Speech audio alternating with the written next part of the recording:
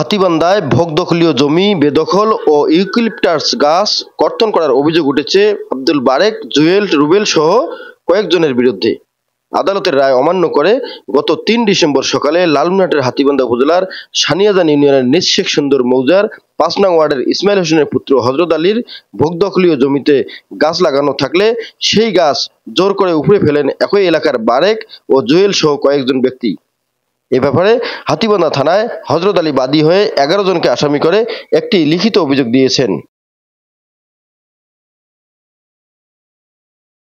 শতক সম্পত্তির মধ্যে আমি ৮২.৫ শতক সম্পত্তি ক্রয় করে ২০১১ সাল থেকে অদ্যাবধি ভোগ দখলে আছি। ইমান আলী মণ্ডল ১৯৭৭ সালের একটি ভুয়া দলিল সংগ্রহ করে আমার ভোগ দখলীয় সম্পত্তি থেকে বেদখল দিতে আসে। চিরস্থায়ী নিষেধাজ্ঞার একটি মামলা দায়ের করি। উক্ত মামলায় আমি অস্থায়ী নিষেধাজ্ঞা পাই। তখন থেকে বিবাদীরা উক্ত কোর্টের আদেশ অমান্য করে দীর্ঘদিন যাবৎ আমার এই ভোগ দখলীয় জমি বেদখল করার পায়তারা করে আসছে। এই ব্যাপারে বিবাদী ইমান আলীর সঙ্গে কথা হলে তিনি ওই জমি তাদের বলে দাবি করে সেখানে ভুট্টা লাগানো আছে, কোনো ইউক্যালিপটাস গাছ লাগানো ছিল না বলে দাবি করেন ইমান আলী।